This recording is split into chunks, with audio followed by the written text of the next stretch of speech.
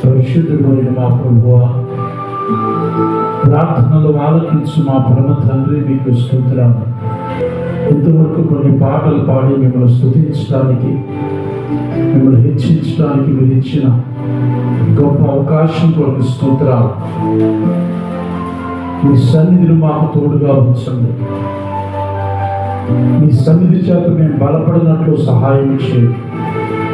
ఖాళీ హృదయాలతో వచ్చిన మమ్ములను మీ మాటలతో బలపరచబడి, సరిచేయబడి, ఆశీర్వదించబడి, మీ మహాకృప చేత నింపబడినట్లు సహాయం చేయండి. మీ సన్నిధి చేత మమ్మల్ని అందరినైనా ఆదరించి ఆశీర్వదించబడి, యేసుక్రీస్తు నామములో వేడుకొనుచున్నాము తండ్రి, ఆమేన్.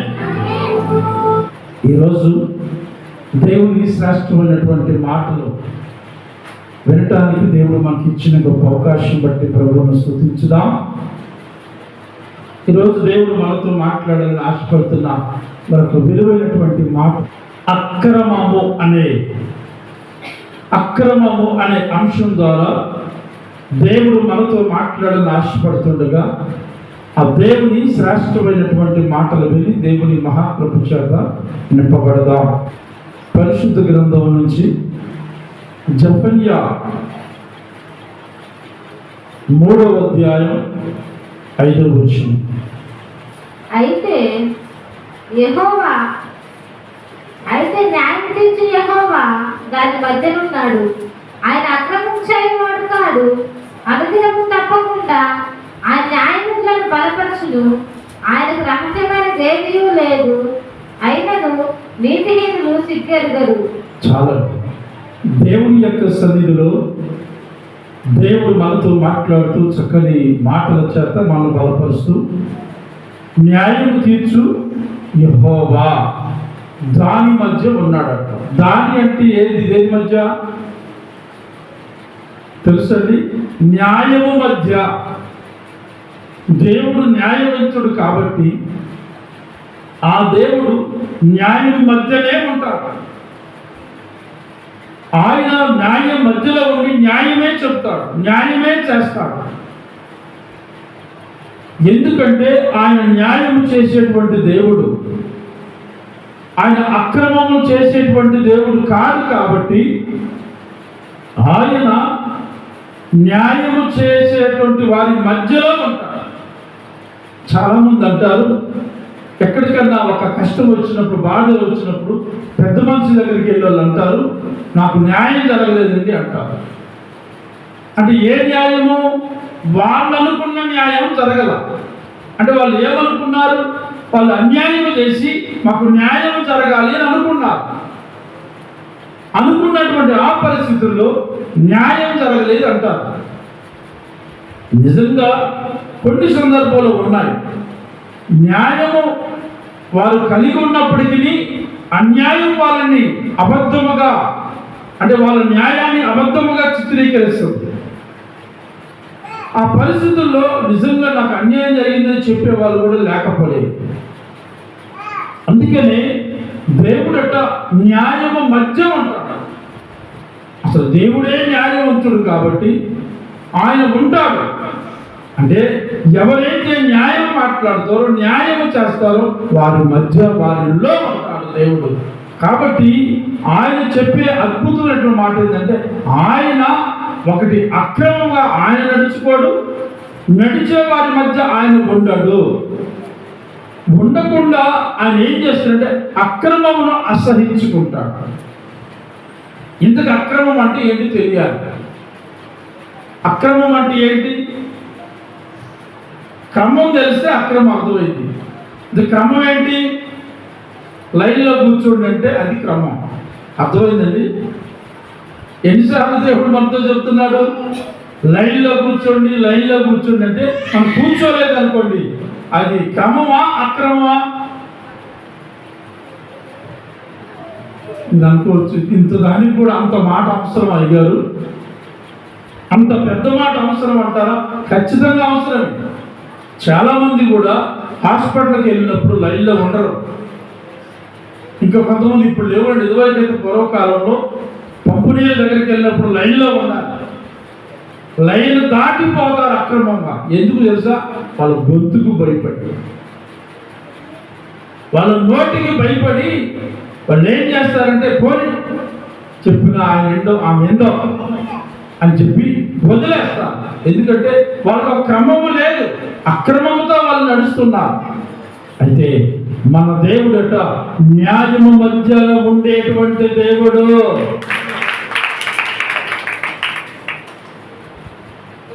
ఆయన అక్రమములు అసహించుకునే దేవుడు. చాలా మాటలు ఉన్నాయి. మత్తయి సువార్తలో కూడా ఒక మాట ఉంటుంది, అది తీయవలసిన అవసరం లేదు. కానీ దేవుడు ఏమంటాడంటే అక్రమము చేయువారులారా నా యొద్ద నుండి పోండి అంటాడు. అది ఎవరి గురించి చెప్తాడంటే క్రమము లేనటువంటి వారి గురించి చెప్తాడు. అక్రమము చేస్తారట. ఎట్లా చేస్తారంట వాళ్ళు తెలుసా? వాళ్ళు వచ్చి యేసు ప్రభు దగ్గరట ఇలా నిలబడతారు. అయ్యా, మీ నామం పేరిట మేము దయ్యములు వెళ్ళగొట్టాం, మీ నామం పేరిట మేము అద్భుతాలు చేశాం, మీ నామం పేరిట మేము ప్రార్థన చేస్తే చాలా మంది బాగుపడ్డారు అని చెప్పి వాళ్ళు అంటారట. అయితే ఇంతకు వాళ్ళు ప్రార్థన చేస్తే దేవుడు విన్నాడు. ఎదుటి వారి యొక్క కష్టాన్ని చూసి దేవుడు వారికి ప్రతిఫలం ఇచ్చి వారిని స్వస్థపరిచాడు. అందులో సందేహం లేదు. ప్రార్థన చేయటం మంచిది, దేవుని వాక్యం ప్రకటించడం ఇంకా మంచిది, ప్రజలను ఆత్మీయంగా బలపరచడం ఇంకా మంచిది. కానీ అటువంటి ప్రకటించే ప్రార్థన చేసేటువంటి వారి జీవితంలో క్రమము లేకపోతే అక్రమము చేయువారులారా అంటాడు. అంటారట మేము దయ్యాలు వెళ్ళగొట్టామయ్యా. చాలా మందికి లేనిపోయిన అనుమానాలు కలిగించి వాళ్ళలో భయాన్ని తెచ్చిపెట్ట అక్రమముగా చెప్తే క్రమముగా నడుచుకుంటున్నామని చెప్తారు. ఇటువంటి వాళ్ళను దేవుడు అంటున్నాడు అక్రమము చేయువారులారా నా యొద్ద నుండి పోండి అంటాడట. ఎప్పుడు? తీర్పు దినాన. తీర్పు దినాన దేవుడు అంటాడట పోండి అని గద్దిస్తాడట. వాళ్ళు అంటారంట అయ్యా, మీ నామం పేరు మీద దయ్యాలు వెళ్ళగొట్టలేదా, అద్భుతాలు చేయలేదా అంటే దేవుడు అంటాడు దయ్యాలు మీరు వెళ్ళగొట్టి పోవడానికి మీ బలము కాదు, నా వాక్కును పంపించి నా పని నేను నీ ద్వారా జరిగించుకున్నా. కానీ నీలో క్రమం లేదు, నువ్వు అక్రమంగా నడుచుకుంటున్నావు. నేను గద్దిస్తే ఆ దయ్యాలు వెళ్ళిపోయాయి, నేను చేస్తే అద్భుతాలు వారి జీవితంలో జరిగాయి అని చెప్పి దేవుడట ఒక మాట అంటాడు, నేను మిమ్మలను ఎన్నడూ ఎరగనట్టాడట దేవుడు. నీకు ఎంత బాధాకరమైన విషయం తెలుసా? ఒక విశ్వాసి కావచ్చు, సేవకులు కావచ్చు, ఇంతకాలం చేసిన భక్తి మన నమ్మకం చివరికి దేవుడు నిన్ను ఎరగను అంటే ఇంతలో మించినటువంటి ఘోరం ఇంకెవరు ఉంటుందంటారో చెప్పండి. దానికి కారణం ఏంటంటే అక్రమంగా నడుచుకోవటం వల్ల అంటండి. అక్రమంగా నడుచుకున్న వాళ్ళకట బుద్ధి చెప్పాలట, దేవుడే చెప్తున్నాడు. చూద్దాం పరిశుద్ధ గ్రంథం నుంచి తెస్సలోనికీయులకు రాసినటువంటి మొదటి పత్రిక 5వ అధ్యాయం 14వ వచనం. సహోదరులారా, మేము మీకు బోధించినది ఏమనగా అక్రమంగా నడుచుకున్న వారికి బుద్ధి చెప్పుడి, ధైర్యము చెడ్డ వారిని ధైర్యపరచుడి, బలహీనులకు ఊతనీయుడి, అందరికీ దీర్ఘశాంతం గల వారయ్యుండి. చాలండి. చక్కగా దేవుడు మాట్లాడుతూ ఆయన చెప్పేటువంటి విలువైనటువంటి మాటలు. సహోదరులారా, మేము మీకు బోధించినది ఏమనగా అక్రమంగా నడుచుకున్న వారికి బుద్ధి చెప్పాలి. చాలాసార్లు మనం ఆటం తెలుసా, నాకు ఎందుకు లేండి, ఎందుకు వచ్చింది బాగా, దేవుడే చూసుకుంటాడు లేండి, అది ఆయన పని కదా. ఇక్కడ ఏమంటున్నాడు? దేవుని యొక్క సన్నిధిలో ఆయన చెప్పేటువంటి అక్రమంగా నడుచుకున్న వారికి బుద్ధి చెప్పాలట. ఎవరు చెప్పాలి తెలుసా? నువ్వెందుకు అన్యాయంగా మాట్లాడుతున్నావు, లేని మాటలు మాట్లాడుతున్నావు, అబద్ధం చెబుతున్నావు, అక్రమంగా నడుచుకుంటున్నావు, దానివల్ల నీకే నష్టం కలిగిద్ది, అటువంటి మాటలు మానుకో అని చెప్పి బుద్ధి చెప్పాలన్నాడు. మనకేమనిపిస్తుంది అంటే వాళ్ళనంటే నన్ను ఏమైనా అంటారేమో. అక్కడ అంటున్నాడు, సహోదరులారా అక్రమముగా నడుచుకున్న వారికి బుద్ధి చెప్పుడి. ఒకటి బుద్ధి చెప్పాలట, రెండోది ధైర్యము చెడిన వారిని ధైర్యపరచాలట. చాలాసార్లు మన జీవితంలో ధైర్యాన్ని కోల్పోతాం. అటువంటి వారికి మనం ఏం చెప్పాలట? ధైర్యం చెప్పాలట. అండి సహజంగా ప్రతి మనిషికి కష్టాలు ఉంటాయి, బాధలు ఉంటాయి, అనారోగ్య సమస్యలు ఉంటాయి. అవి ఉన్నప్పుడు మనం ఏం చేయాలంటే, ఇదిగో ఈ కష్టాలు ఇప్పుడు ఉన్నాయి కదా, ప్రార్థన చేద్దాం, నేను కలిసి దేవుడికి మొరపెడదాం. దేవుడు ఏదో ఒక రోజున ఈ కష్టాల నుంచి తప్పించి నిన్ను ఖచ్చితంగా ధైర్యపరుస్తాడు అని చెప్పి మనం ఏం చేయాలంటే ధైర్యపరచాలంట. ఎవరికి? ధైర్యాన్ని కోల్పోయిన వాళ్ళకి. ప్రతి మనిషి కూడా ఏదో ఒక సమయంలో, ఏదో ఒక సందర్భంలో ధైర్యాన్ని కోల్పోతాడు. కోల్పోయినప్పుడు మనం ఏం చేయాలంటే ధైర్య మాటలు చెప్పాలి.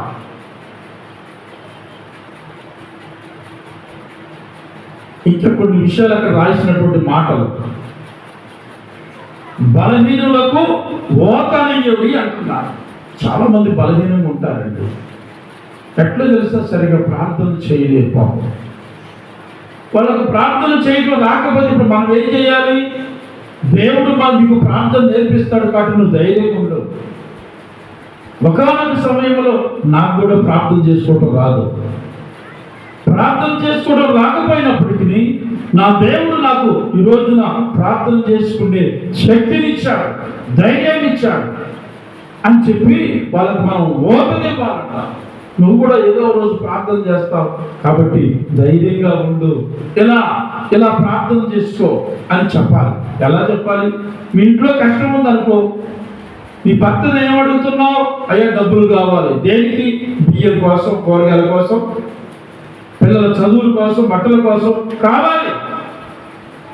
అలాగే మీరు మీ భర్తను అడుగుతున్నట్లుగా మీ ఇంట్లో ఏ అవసరం ఉందో ఆ అవసరతలు తీర్చే ఆయనకి చెబితే ఆయన ఇస్తాడు అని చెప్పి వాళ్ళు ఏం చేయాలంటే ఓతనివ్వాలట. మనం ధైర్యపరచాలి. ఎప్పుడైతే అలా చేస్తామో దేవుడు ఏం చేస్తాడంటే వాళ్ళు ధైర్యంగా ఉంటారట దేవుడి యొక్క సన్నిధిలో. ఇంకా ఏం చెప్తున్నాడు తెలుసా? అందరి ఎడల దీర్ఘశాంతము గలవారై ఉండుడి. అందరి ఎడల దీర్ఘశాంతము గలవారై ఉండాలట. ఎవరి ఎడల తెలుసండి? ఓతనిచ్చినటువంటి వారికి, ధైర్యాన్ని ఇచ్చే వారికి మనం ఉండాలి. దేవుడి యొక్క సన్నిధిలో వారిని బలపరిచే వారికి మనం ఉండాలి. అలా ఎప్పుడైతే ఉంటామో దేవుడు ఏం చేస్తాడంటే ఆ రాసినటువంటి మాటలో అందరి దీర్ఘశాంతం చూపాలండి. చాలాసార్లు మనం పని కావాలని ఎదుటి వాళ్ళని పట్టించుకోవాలి. అయ్యేంత వరకు మాత్రం అది ఎంతసేపు అయినా ఉంటాం. నాకు చాలాసార్లు విచిత్రం అనిపిస్తుంది. చాలామంది వాళ్ళ పని కోసం తీసుకెళ్తారు. ఎక్కడికైనా ఊరు వెళ్ళేటప్పుడు తీసుకెళ్ళి ఈ తోడుగా వచ్చిన వాళ్ళు అంటే నాకు కూడా ఒక చిన్న పని ఉంది, నేను కూడా పని చేసుకుంటే పర్లేదే చేసుకోవచ్చు రండి అని పిలుస్తాను. వెళ్ళిన తర్వాత వాళ్ళ పని ఆలస్యం అయింది చేసుకోవడం అయిపోయిన తర్వాత ఇప్పుడు ఏమంటారంటే ఈ పద లేట్ అవుతుంది, త్వరగా వెళ్ళాలి, నేను నీకు సహాయం చేశావు కదా, నువ్వు నాకు సహాయం చేసావు కదా, నీ పని కూడా అవ్వడానికి ఆలస్యమైన పర్వాలేదు, పని అయిన తర్వాత వెళ్దాం అని చెప్పాలండి. అది దీర్ఘశాంతం అంటే. నువ్వు నాకు సహాయం చేసావు కాబట్టి నేను కూడా నీకు సహాయం చేస్తాను అనేటట్లు ఉండాలి. అంతేగాని చాలామంది ఎట్లా ఉంటారంటే నాకు అవతల పనులు ఉన్నాయండి, ఆ పనులు అవ్వాలంటే నేను చేసే దేవుడు వెళ్ళాలి, ఇలా మాట్లాడుతుంటారు చాలామంది. ఇక్కడ అందుకని దేవుడు చెప్పే అద్భుతమైన మాటలు ఏంటంటే అందరి ఎడల దీర్ఘశాంతము గలవారై ఉండాలంటారు. తెస్సలోనికి రాసినటువంటి 2వ పత్రిక 3వ అధ్యాయం 6వ సహోదరులు మా వలన పొందిన బోధ ప్రకారం కాక అక్రమంగా నడుచుకొని ప్రతి సహోదరుని యొద్ద నుండి తొలగిపోవాలట. దేవుని యొక్క మాటలు జాగ్రత్తగా నేర్చుకోవాలండి. చాలా మంది అంటారు, ఏ రాయి అయితే పళ్ళోడు కొట్టుకోవటానికి. తెలుసండి, ఏ రాయి అయితే పళ్ళోడు కొట్టుకోవడానికి అంటారు. అట్లే ఎక్కడికి వెళ్తే అండి అంత దేవుడే కదా, దేవుని మాటలే కదా, దేవుని సన్నిధే కదా అనుకుంటాం. ఇక్కడ పౌలు స్పష్టంగా మాట్లాడుతూ వాళ్ళకు చెప్తున్నాడు, సహోదరులారా, మా వలన పొందిన బోధ ప్రకారము కాక అక్రమంగా నడుచుకొని ప్రతి సహోదరుని యొద్ద నుండి తొలగిపోవాలని మన ప్రభువైన యేసుక్రీస్తు పేరట మీకు ఆజ్ఞాపించుచున్నాను అంటున్నాడు. ఆజ్ఞాపిస్తున్నాడట. దేవుని వాక్యము ప్రకారం మనం, అంటే దేవుని చిత్త ప్రకారం వాక్యము కాకుండా ఇంకా ఏ వాక్యం మనం విన్నా వ్యతిరేకంగా అక్కడి నుంచి తొలగిపోవాలి. 7వ వచనం, ఎలాగూ మమ్మను పోలి నడుచుకునవలెనో మీకు తెలియజేయను. మేము మీ మధ్యలో అక్రమంగా నడుచుకోవడలేదు. స్పష్టంగా చెప్తున్నాడు, మేము మీ మధ్య క్రమముగా నడుచుకున్నాం, అక్రమంగా లేము. ఈరోజు దేవుడు అడుగుతున్నటువంటి ప్రశ్న, అక్రమంగా ఎందుకు నడుచుకోకూడదు అంటే అది దేవునికి వ్యతిరేకము కాబట్టి పౌలు చక్కగా ఈ యొక్క విలువైనటువంటి మాటలు మనకు నేర్పిస్తున్నాను. ఎవరి యొద్దను ఉచితముగా ఆహారం పుచ్చుకొనలేదు, మేము మీలో ఎవరికి భారముగా ఉండకూడదని ప్రయాసముతో కష్టముతో రాత్రింపగలు పనిచేయచ్చు జీవనము చేసి తివి. మీరు మమ్ములను పోలి నడుచుకునవలని మిమ్మను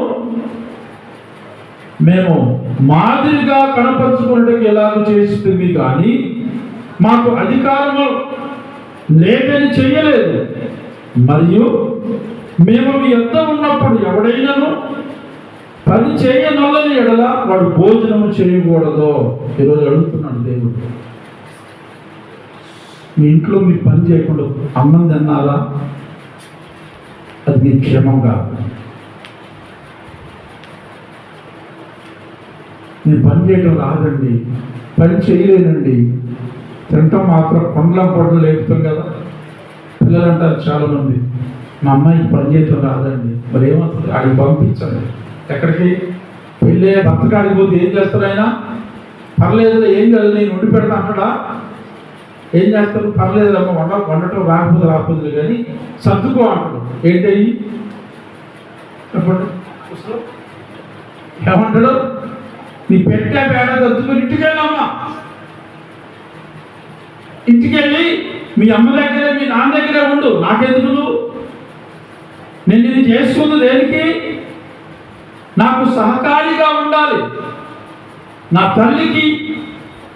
తండ్రికి దేవుడు మనకి ఇచ్చిన పిల్లలకి సహకారిగా ఉండాలి. ఇక్కడ అదే అంటున్నాడు పౌలు, మీలో ఎవడనో పని చేయకుండా భోజనం చేయకూడదు. నేను మిమ్మల్ని మాట్లాడుతాను, ఇంతకు ఇంట్లో ఎంతమంది పని చేస్తున్నారు? వాక్యము వచ్చింది కాబట్టి మిమ్మల్ని ప్రశ్నించాల్సి వస్తుంది. ఇంట్లో పని చేయకుండా తినేవాళ్ళు ఎవరైనా ఉన్నారా? తిండిపోతులు, సోమరపోతులు, పోతులు మనకు తెలుసుగా, చాలా పోతులు ఉన్నాయి. జర్రిపోతులు, సోమరపోతులు, నిద్రపోతులు, తాగుబోతులు, తిట్టుబోతులు. ఇది చేయండి, మీకు బాగా వచ్చుగా, నాకంటే సరిగా రావు, ఆ నోట్లోంచి మనకి రావు. జాగ్రత్త. పని చేయనటువంటి ఉన్నారా పనిపోతులు, తిండిపోతులు, పని చేయకుండా. పని చేయమంటే నేను ఇంట్లో ఉన్నాను, నాకు ఓపిక లేదు, 14 స్కూల్కి వెళ్ళొచ్చా, చదువుకొని వచ్చా, మార్కులు చూస్తే పట్టుకొని 10 మార్కులు రావు. వాళ్ళు కాలేజీకి వెళ్ళొచ్చు అంటాడు, స్కూల్కి వెళ్ళొచ్చు అంటాడు. ఏం చదువుతున్నావు? అక్కడ చదవడం, ఇంట్లో కూడా పని చేయడం. ఆడపిల్లలు అంతే, మగపిల్లలు అంతే. అది అలా ఉంచితే చాలామంది ఇంట్లో ఉంటారండి. చాలామంది ఇంట్లో ఉండి నా వల్ల కాదండి అని భర్తతో పని చేసుకుంటూ ఉన్నారు. భర్త పని చేయడం తప్పని నేను చెప్పను, ఎప్పుడు చేయాలి భర్త? నువ్వు చెయ్యలేని స్థితిలో ఉంటే నీ భర్త పని చేయాలి. ఎప్పుడు? చాలామంది అంటారు, మన ఇద్దరం చెరువు పని చేసుకుందామండి, నేను కూరగాయలకు వస్తా, అక్కడ నువ్వు కూరగాయలు పోయి నేను తాలింపు వేస్తా. ఇద్దరు ఉద్యోగాలు చేసుకుంటే తప్పులేదు, జాగ్రత్తగా వినండి. ఇద్దరు ఉద్యోగాలు చేసుకుంటే టైం చాలక చెరువు పని చేసుకుంటే తప్పులేదు. అయినా చెరువు పని ఇద్దరు ఉద్యోగాలు చేస్తూ మాత్రం ఆడవాళ్ళ లక్షణం ఏంటండి? చక్కగా పొద్దున్నే లేవాలి, నిద్ర లేవాలి, ఇల్లు ఊడ్చుకోవాలి, వాకిలు ఊడ్చుకోవాలి, చదువుకోవాలి, పిల్లలకి అన్నం సిద్ధం చేసుకోవాలి. కానీ కొంతమంది ఏం చేస్తారంటే భార్యలు సిద్ధం చేయరు, భర్తలే చేయాలి. భర్తలే టీ పెట్టాలి, భర్తలే భోజనం పెట్టాలి. కొంతమంది ఐస్ చేస్తారు. ఐస్ అంటే తెలుసు మీకు? ఎవరిని? భర్తల్ని. ఏమండి నాకు ఓపిక లేదండి, ఈరోజు మీరు పని చేయండి అని తెలిసిన కుటుంబం ఉంది, బాగా తెలిసిన కుటుంబం. అంటే వాళ్ళు మన మందిరానికి రాకలేదు, కానీ ఎంత ఐస్ చేస్తుందంటే వాళ్ళు ఆయన గురుకు మాట్లాడే నిజంగా. ఆ మధ్య మాటలు నాకు అనిపిస్తుంది, ఎంతకాలం చేసుకోలే, ఆయన ఏదో ఎదురు తిరుగుతున్న నీకు నడిగి పలిగిద్ది. మాయ మాటలు చెప్పండి. ఎట్లా తెలుసా?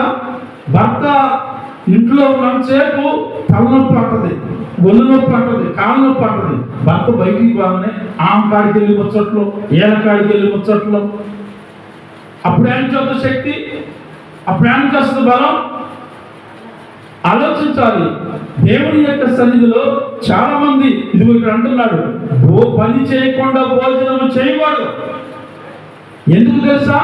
నువ్వు పని చేయకుండా భోజనం చేస్తే, ఇక్కడ పౌలు అంటున్నాడు, పని చేయకుండా మనం భోజనం చేస్తే అది అక్రమము, దేవుడికి వ్యతిరేకంగా నడుచుకున్న వారం అవుతాం. కాబట్టి ఇప్పుడు మనం ఏం చేయాలట? ఖచ్చితంగా కష్టపడి పని చేయాలట.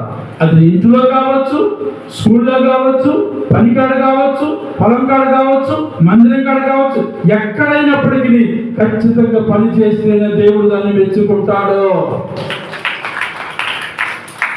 ఈరోజు ఎలా ఉన్నాం?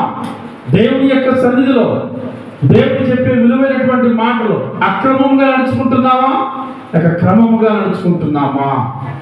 దేవుని యొక్క విలువైనటువంటి మాటలు అక్రమంగా నడుచుకుంటే ఇక్కడ ఏమంటున్నాడు? బుద్ధి చెప్పాలంటాడు. ఏమని? ఇది మాకు తగదు. దేవుని యొక్క సన్నిధిలో ఆత్మీయంగా మనం ఎదగాలి, ప్రార్థనలో ఎదగాలి, వాక్యములు ఎదగాలి, సహవాసంలో ఎదగాలి చెప్పి దేవుని సన్నిధి చేతండి బలపరచబడాలి. అలా ఎప్పుడైతే మనం చేస్తామో దేవుడు మన జీవితంలో క్రమముగా ఆశీర్వదించి అభివృద్ధి చెందించుగాక. కళ్ళు ఉంచుదాం, కళ్ళు మూసుకుందాం. ప్రార్థన. దేవుని యొక్క సన్నిధిలో అని చెప్పేటువంటి మాటలు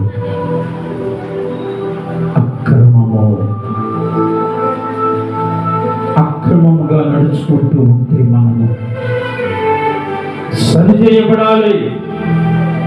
ఆయన మాటల చేత ఆదరించబడాలి, ఆయన మాటల చేత ఆశీర్వదించబడాలి, ఆయన మాటల చేత దీర్ఘ శాంతముతో సహించే వారిగా మనం ఉండాలి. అదే దేవుడు చెప్పేటువంటి మాట. అక్రమంగా నడుచుకోవడం ఆయనకి ఇష్టము లేదు, ఆయన ఇష్టపడ్డాడు. మరి క్రమముగా నడుచుకోవడం దేవుడికి ఇష్టమో? దేవుడి యొక్క సన్నిధి, దేవుడి కృప, ఆ రీతిలో మనం క్రమములో ఎదుగుతుంటే ఆనాడు ఇస్సాకును దేవుడు క్రమముగా అభివృద్ధి చెందించాడు. దేనిని బట్టి? క్రమమైనటువంటి జీవితంతో ఇస్సాకు ఎదిగాడు. ఆ రీతిగా మనం కూడా ఆయన సన్నిధిలో క్రమంగా ఎదుగుతూ ప్రభువు యొక్క సన్నిధి మన క్షేమాన్ని కోరేది, ప్రభు సన్నిధి మనకు దీవుల్లో అనుగ్రహించేది, అది మన జీవితాలకు క్షేమంగా మార్చేది. ఈరోజు దేవుడు అడిగే ప్రశ్న, మనం క్రమంగా నడుచుకుంటున్నామా లేక అక్రమంగా నడుచుకుంటున్నామా? ఒకవేళ తెలుసో తెలియకో ఇప్పటి వరకు అక్రమంగా అనగా దేవునికి వ్యతిరేకంగా నడుచుకుంటే ఈరోజు ప్రభు దగ్గర పశ్చాత్తాపడదాం. ప్రభుని అడుగుదాం, దేవా నన్ను క్షమించండి అయ్యా, నన్ను క్షమించండి, నేను క్రమముగా ఎదుగుతాను, నీ సన్నిధి చేత నింపబడతాను అని ప్రభుని అడుగుదాం.